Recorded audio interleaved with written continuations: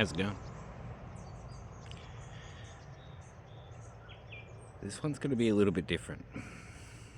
I was doing some past life work a little while ago, checking out different things, different parts of me and different points of time that I've been, and or that I have more connected memory access with, as I see us all connected with all points in space and time. But the ones that were here to come up for me in these lessons, I wrote down in an old book that I had booked up and already filled out mostly, except for a couple of pages here and there with scribbles from when I was traveling around. And in here is a list of several past lives. And one of them I wanted to share with you today is where I was actually I went back to a life that I had as a baby and didn't go much further than that.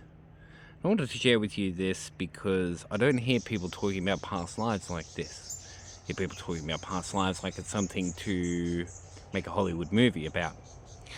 But your past lives are both good and bad, and there's plenty of bad ones that you've been a part of too, and there's plenty of past lives that you've been what you would probably call now an evil person in. This particular one was a very quick experience through the past lives that I was looking at. Some of them here take up multiple pages. This one is just a couple of dot points, and I'll do the best I can to add more content to the dot points. But yeah, it's just basically, it says here, Baby Trev, whatever my name was back in that point, didn't get it. But Baby Trev, 1900s, early 1900s, turn of the century kind of thing. And I was about 9 months old, and that was when I had died in my crib cot. And crib cot, depending upon where you come from. I still had all of my memory intact. So while I was there as a 9-month-old baby, I still had all of my memory intact. When I visited myself in this particular position, I was not a stupid, dumb baby. I was not there in this body going, I've got no fucking idea what I'm doing. What's this? Oh, who's that? No, I was fully capable of thinking, processing information, and interacting with the world around me. As a baby, as a 9-month-old, before 9-month-old baby I was. I had a recollection of the past life that I had before that. Vaguely, not directly, but vaguely, and knew that the life that I was inhabiting now, even though it was loaded with pain and suffering, I'd actually had, before I'd fully embodied myself into this position, a couple of fuses that were taken out of my system in order to make sure that the role in which I was playing was not just pure torture. And I found that fascinating. I found that really fascinating. Here I am as a being who is incarnating into a young baby as a baby, and I'm living for a maximum of 9 months outside of the womb. Well, I'll finish with this first. Died 9 months with my memory still intact. This was a karmic sacrifice type of life of mine. The death of myself was due to neglect from my parents due to drug use. And the lessons on death and suffering perspectives that I didn't suffer because constructs weren't there, only the soul was. So those are my dot points. So, getting back to where I was. It was very fascinating as an example because I didn't have the pain and the suffering that the baby was going through. So I was the baby, my body was hungry, sitting in shit, sores on my body. I had potentially bed bugs and other things like this, and I was not in any pain. I was not suffering. I was crying. I was not actually incurring the pain and the suffering that come from it all, due to the fact that I'd had these bunch of seagulls that have just gathered over the way there. They're all going narky over some seed. I'd had these fuses removed from myself before I'd fully embodied in this incarnation, so I had set myself up for a life of karmic sacrifice. However, it was karmic sacrifice not to go through shit. It was a karmic sacrifice to sacrifice myself for the benefit of the people that were around me, okay?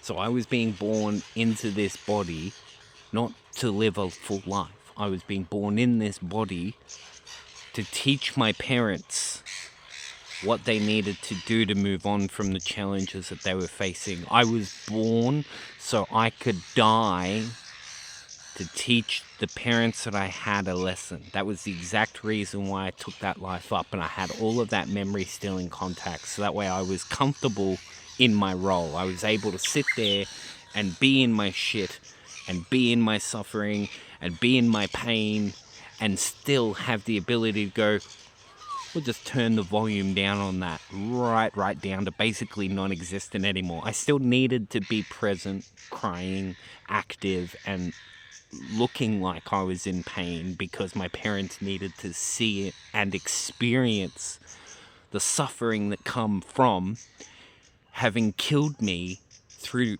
their own neglect from their addiction to heroin and other substances. The house that I was in was boarded up and demolished. There was plaster falling from all sorts of walls. It was just not a... It was like a rundown house, not like a regular house. It was like an abandoned house kind of scene. You know, if you've ever been in them, you know what I'm talking about. Very fascinating because, yeah, it's just... I lost my page here. It's very fascinating because of these multiple aspects of how I was able to interact with my own understanding of my own karmic contracts. That I was being born into a life that I was going to die in immediately and not have any real purpose in. I was offloading and exchanging some karma from taking on this role. But because I was taking on such a hard role, the intensity of it for me was turned down a little bit, so that way I could be of service to those around me, rather than to be caught up in my own illusions of reality, which is what would have happened if I had have stayed and developed a full personality, i.e., child, teenager, whatever. So this has caused me to contemplate on many occasions and many different stories and circumstances that I hear going on around the place where children are born and they die and all this stuff. And yeah, they look like they go through, yes, they do go through suffering. Okay. There's no, I'm not giving anybody a gold pass to go and, have no empathy towards babies because some of them might be born with the intent of having their intensity volume turned down from the inside of their experience. This doesn't give you a karmic pass in that, no. What I'm saying is, this is beautiful, and it helps me a lot understand how a lot of people can actually want to be born into this world for the sake of dying and being tortured even. Okay, now I'm going to repeat this one more time and then I'll point it out to the larger scale ones that I've contemplated about over the periods of time since this event happened. And that is that you literally die for love of others. Okay? For the lives that you're born into where you don't get to live your life, or you don't get to achieve your dreams or whatever, or you're born into your life just to be locked into, say, a concentration camp and be killed, all of these things. Yeah.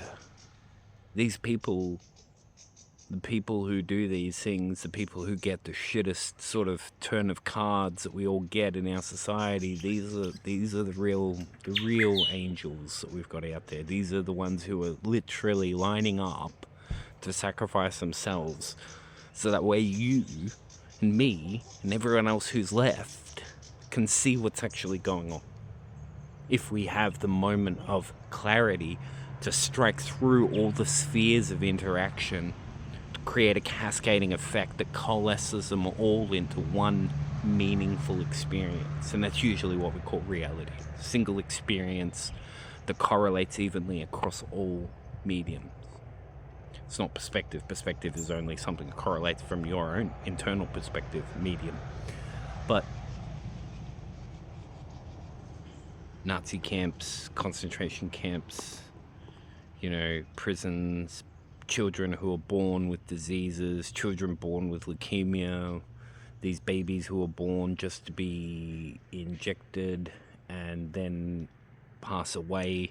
These are amazingly highly evolved entities who are being born here to point at the fucking elephant in the room that nobody else is pointing at. Whatever that is at the relevant point in time. And we know that one nowadays because we're not allowed to talk about it. If we are, we're kicked off. Why? Why do we still keep doing this? Why do we still keep playing these games? Why do we still keep allowing ourselves to be manipulated into these circumstances so that way, we can wake up? So that way we can wake up. Are you awake yet? Or do you still need to be born 100 more times to die 100 times more before you wake up and go, okay, yeah, it's getting old now. When can we actually get on with the work, move on? When can we keep growing? When can we set the course further down the road from where we are right here?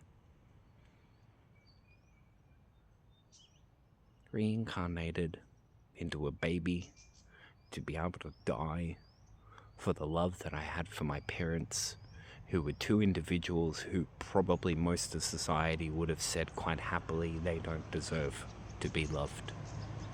Everyone does. And everyone is. Because that's all there is. It's love.